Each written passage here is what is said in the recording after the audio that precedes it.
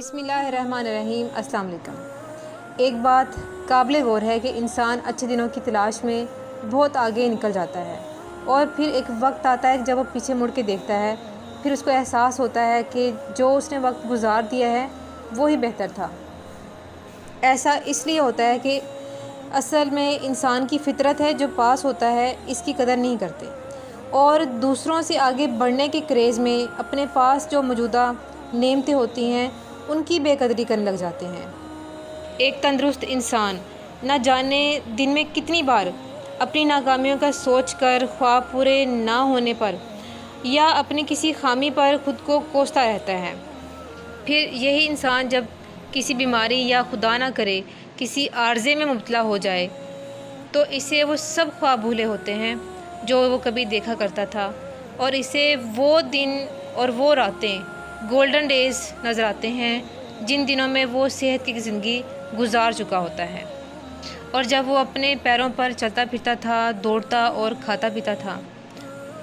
پھر ایسے ہی جو جوانی میں پریشان رہتے ہیں کچھ نہ ہونے پر، کسی ایک معمے پر کے حل نہ ہونے پر، یا آگے بڑھنے کی تگ و دو میں، بے چینیوں میں اس کے دن رات کٹ رہے ہوں، وہ بے سکون ہو رہا ہوتا ہے۔ پھر جب یہی انسان بوڑھا ہو جاتا ہے تو پھر سے یقین آ جاتا ہے کہ جو دن گزر گئے وہی اچھے تھے، جو اس کے پاس پہلے تھا وہی اچھا تھا۔ جیسے کہ ہم لوگ بچپن میں یہ خیال کرتے ہیں کہ جوانی بہت اچھی چیز ہے، تو جلدی جلدی سے ہم جوان ہو جائیں، یہ بھی بن جائیں، یہ بھی کر لیں، اور جب جوان ہوتے ہیں تو پھر ہمیں بچپن کے دن اچھے لگتے ہیں، تو ہم یہ سوچتے ہیں کہ بچپن ہمیں کوئی لوٹا دے۔ تو اسی طرح سے پھر جب ہم بوڑھے ہو جاتے ہیں تو پھر ہمیں جوانی اچھی لگتی ہے، جوانی کے دن ہمیں زیادہ پسند ہوتے ہیں کہ ہم جب جوان تھے تو پھر یہ کر سکتے تھے۔ تو اسی طرح سے جب ہم وقت گزار دیتے ہیں اور پھر جب مڑ کے دیکھتے ہیں تو پھر ہمیں پتہ چلتا ہے کہ جو دن گزر گئے ہیں، جو ہمارے پاس تھا وہ اچھا تھا۔ گزرے ہوئے دنوں کو اچھا ضرور سمجھیں، لیکن ایک بات یاد رکھیں کہ اپنے حال میں موجودہ نعمتوں پر نظر رکھیں جو اللہ تعالیٰ نے آپ کو عطا کی ہیں، اور ان کی ہر وقت قدر کریں، کیونکہ نہ جانے کتنی نعمتیں ہیں جو آپ کے پاس ہیں اور وہ کسی اور کے پاس نہیں۔ جانے کتنے وسائل ہیں جو آپ کے پاس ہیں وہ کسی اور کے پاس نہیں، اور نہ جانے کتنی تخلیقات ہیں جو آپ کے پاس ہیں کسی اور کے پاس نہیں۔ اور سب سے بڑی بات، نہ جانے کتنے ایسے کام ہیں جو اللہ ہم سے کروانا پسند کرتا ہے اور وہ ہم کر رہے ہوتے ہیں اور کوئی دوسرا نہیں کر رہا ہوتا۔ تو دوستوں، یہاں میں ایک مثال بیان کروں گی ایک ایسے شخص کی جو ایک غریب پتھر کاٹنے والا ہے اور پتھر کاٹ کر اپنا گزارا کرتا ہے۔ صبح سے شام تک جو ایسے ایک پہاڑ اور پتھر کاٹنے پر جو اس کو تھوڑی سی اجرت ملتی ہے، اس سے وہ اپنے خاندان کا اور اپنا پیٹ پالتا ہے اور سکون سے اپنی زندگی گزار رہا ہوتا ہے۔ لیکن ایک دن ایسا آتا ہے کہ ایک بات اس کو بے چین کر کے رکھ دیتی ہے اور اسے پریشان کر کے رکھ دیتی ہے کہ میں نے اپنی زندگی میں، ساری زندگی میں آخر کیا کام کیا اور مجھے کیا ملا؟ دن رات کام اور آخر پھر چند روپے کی اجرت جس سے 2 وقت کی بمشکل کھانا نصیب ہوتا ہے۔ میں کوئی بڑا آدمی کیوں نہیں بن سکا؟ میرے پاس بھی شاندار گھر ہوتا، میرے پاس بھی نوکر چاکر ہوتے، میرا ایک روب ہوتا، قسم قسم کے رنگا رنگ کھانے ہوتے، میرا ایک بینک بیلنس ہوتا، پھر میری ایک پہچان ہوتی، میری ایک شناخت ہوتی۔ یوں سوچتے سوچتے وہ دن رات پریشان رہنے لگ پڑا اور اس کی راتوں کی نیندیں اڑ گئیں، اس کے دن کے سکون بے چین ہو گئے، اس کی بے چینی، اس کی بے سکونی دن بدن بڑھتی گئی اور وہ خود کو کوسنے میں کوئی کسر نہ اٹھا رکھتا۔ پھر ایک دن ایسا ہوا کہ پورا دن خود کو کوستے کوستے پریشانی کے عالم میں اسے کوئی ہوش نہ رہا کہ اس نے آج کیا کام کیا تھا اور کیا کمایا تھا۔ وہ بے چین سوچوں میں غرق، پریشان گھر کی جب جانب لوٹا تو بھوک پیاس ختم ہو چکی تھی، بستر پر جا گرا اور سوچوں کے محور میں پھنس کر رہ چکا تھا۔ اس کے دن رات مشکل میں پڑے ہوئے تھے، خود کو کوستے ہوئے اس کی نظر اسی پہاڑ پر پتھر کاٹتے ہوئے، اپنے ہاتھوں میں کیل ٹھونکتے ہوئے ٹھک ٹھک کی آوازوں میں غرق ہو گئی۔ اور پھر دوستو، اسی اثنا میں اس کی پھر آنکھ لگ گئی اور پھر اسے ایک خواب آیا، اور پھر خواب بھی ایسا خواب کہ جو وہ خواب میں خواہش کرتا ہے وہ خواہش اس کی فوراً ہی تعبیر میں بدل جاتی ہے۔ دوستو خواب تو خواب ہوتا ہے.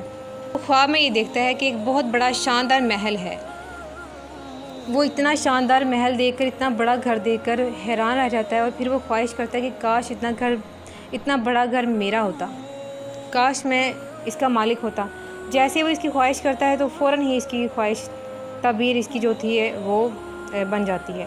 اس کا گھر، وہ اپنے گھر کا مالک بن جاتا ہے. وہ بڑا خوش ہوتا ہے اور اتنے خوبصورت گھر کے نظارے کرتا ہے اور اس کی خوشی کی انتہا نہیں رہتی. اور پھر وہ کھڑکیوں کی بلندیوں سے شہر کے نظارے کرنے لگ پڑتا ہے. پھر اچانک ایسا ہوتا ہے کہ اچانک سے اسے ایک شور سنائی دیتا ہے، اور انتہا کا شور.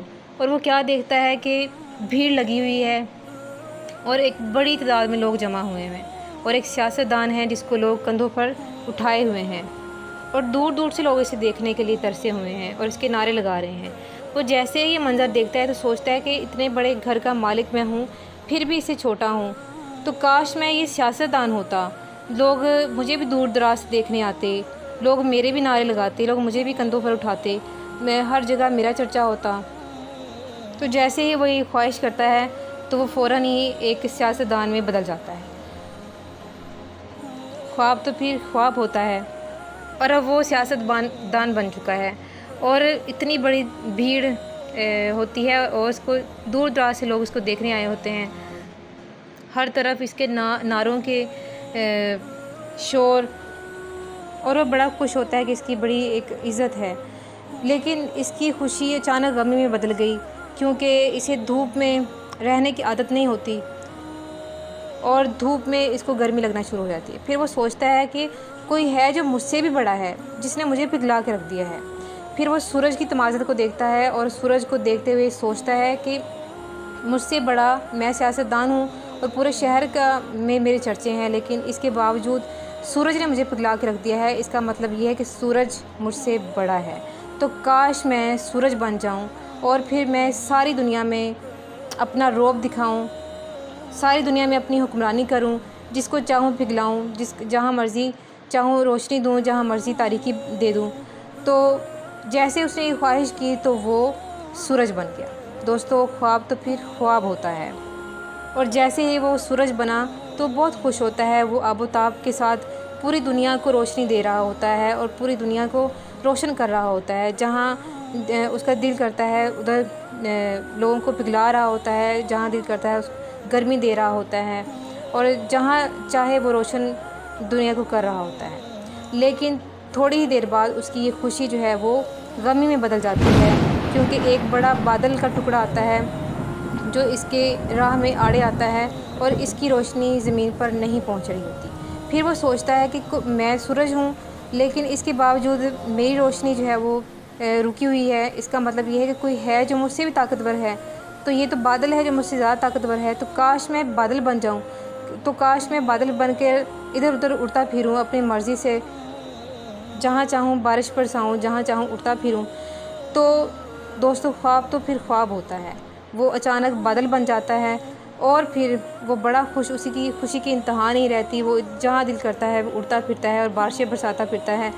اچانک اس کی خوشی پھر غمی میں تبدیل ہو جاتی ہے، کہ جیسے ہی ایک ہوا کا جھونکا آیا اس کو اپنی مرضی سے اڑا کے لے جاتا ہے. جہاں یہ اڑ رہا ہے بادل، وہاں ہوا اس کی مخالف سمت میں اس کو لے جا رہی ہے. تو یہ بادل یہ سوچتا ہے کہ کوئی ہے جو مجھ سے زیادہ طاقتور ہے، یہ تو ہوا ہے. تو پھر وہ یہ سوچتا ہے کاش میں ہوا بن جاؤں، اور میں بادل سے بھی زیادہ طاقتور بن جاؤں، اور اپنی مرضی سے اڑتی پھروں، اور جہاں دل کرے جس کو چاہوں میں اکھاڑوں، اور جہاں دل کرے میں چلوں اور لوگوں کو خوشیاں بھی دوں. اور جیسے ہی وہ خواہش کرتا ہے تو وہ ہوا بن جاتا ہے. دوستو خواب تو پھر خواب ہوتا ہے. جی ہاں، پھر ایسا ہوتا ہے کہ وہ ہوا بن جاتا ہے. اب وہ ہوا بن کر اڑتا پھر رہا ہے، جس کو چاہے گرا رہا ہے، درختوں کو اکھاڑ رہا ہے، ہر جگہ اپنی منمانی سے چل رہا ہے. اور پھر ایسا ہوتا ہے کہ اس کا ٹکراؤ ایک بڑے طاقتور پہاڑ سے ہوتا ہے. وہ ہر چیز کو گرانے میں، اکھاڑنے میں کامیاب رہی، لیکن اس پہاڑ کو گرانے میں وہ ناکام رہی. تو پھر وہ سوچتا ہے کہ میں ہوا بن گیا، لیکن مجھ سے زیادہ طاقتور یہ پہاڑ ہے جس کو میں نہیں گرا پایا. تو کاش میں یہ پہاڑ بن جاؤں جو پوری دنیا سے زیادہ طاقتور ہے. تو وہ جب پہاڑ بن جاتا ہے تو اس کی خوشی کی انتہا نہیں رہتی کہ آج میں اس دنیا کا انتہا کا طاقتور ہوں، مجھے کوئی بھی طاقتور چیز نہ تو پگھلا سکتی ہے اور نہ ہی مجھے اکھاڑ سکتی ہے۔ اور پھر ایسا ہوتا ہے کہ اس کی خوشی کی جگہ غمگین جنم لیتی ہے۔ ہوتا یوں ہے کہ اسے وہ جیسا کہ بتایا کہ وہ پہاڑ بن گیا ہے، لیکن اسے درد محسوس ہونا لگ پڑتا ہے، اور جب درد محسوس ہوتا ہے تو وہ چلاتا ہے اور دیکھتا ہے کہ مجھے کوئی ہے جو مجھے کوئی کاٹ رہا ہے، اور اسے ٹک ٹک کی آوازیں آتی ہیں جیسے کوئی کیل اس کے اوپر ٹھونک رہا ہے، اور کیل کے ٹھونکنے کی وجہ سے اس کو شدت سے درد ہوتا ہے، اور درد کی وجہ سے وہ چلا رہا ہے اور یہ کہہ رہا ہے کہ کاش میں وہ بن جاؤں جس کے ہاتھ میں کیل ہے اور جو ٹھونک رہا ہے۔ لیکن دوستو اس بار ایسا ہوتا ہے کہ اس کی خواہش پوری نہیں ہوتی۔ اب وہ چلا کے کہہ رہا ہے کہ کاش میں وہ بن جاؤں جس کے ہاتھ میں کیل ہے اور وہ ٹھونک رہا ہے، جس سے ٹھک ٹھک کی آواز آ رہی ہے تاکہ مجھے اس درد سے نجات ملے، لیکن اب وہ نہیں بن پا رہا۔ اسی اثناء میں وہ چیختے چلاتے روتے پیٹتے اس کی آنکھ کھل جاتی ہے، اور جیسے اس کی آنکھ کھلتی ہے تو وہ شکر ادا کرتا ہے کہ شکر ہے کہ میں پہاڑ نہیں ہوں، شکر ہے کہ مجھے اب درد سے نجات ملی۔ پھر وہ دوستو آئینے کے سامنے کھڑا ہوتا ہے اور وہی سوچتا ہے کہ میں کیا ہوں، اب میں کیا ہوں؟ میں سورج ہوں، میں سیاستدان ہوں، میں بادل ہوں، میں ہوا ہوں، میں پہاڑ ہوں، میں کیا ہوں؟ پھر وہ دیکھتا ہے اور اس کو خوشی کی انتہا نہیں رہتی جب وہ یہ یقین کر لیتا ہے کہ ہاں میں وہی ہوں، وہی پتھر کاٹنے والا ہوں جس کے ہاتھوں میں کیل ہے اور جو پتھر کو ٹھونکنے والا ہے۔ تو دوستو اس کہانی سے ہمیں یہ سبق ملتا ہے کہ بعض اوقات ایسا ہوتا ہے کہ جو ہمارے پاس ہوتا ہے یا جو ہم ہوتے ہیں، جس عہدے پہ ہم فائز ہوتے ہیں، ہم آگے بڑھنے کے کریز میں اس نعمت کی ناشکری کرنے لگ جاتے ہیں اور اس کی قدر نہیں ہوتی۔ لیکن جب وہ چیز ہم سے چھن جاتی ہے یا پھر ہمیں نہیں ملتی تو ایک وقت آتا ہے جب ہمیں احساس ہوتا ہے کہ جو ہمارے پاس تھا وہ بہتر تھا اور اس کے نہ ہونے میں کوئی حکمت شامل تھی۔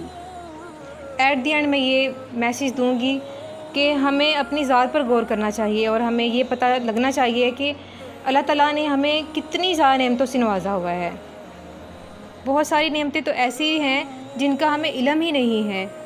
اپنے ہاتھ پاؤں، آنکھیں، دماغ اور دیگر جسم کے اعضاء کو دیکھیں، یہ بہت بڑی نعمتیں ہیں، اور ان کو دیکھیں جن کے پاس یہ میسر نہیں ہیں۔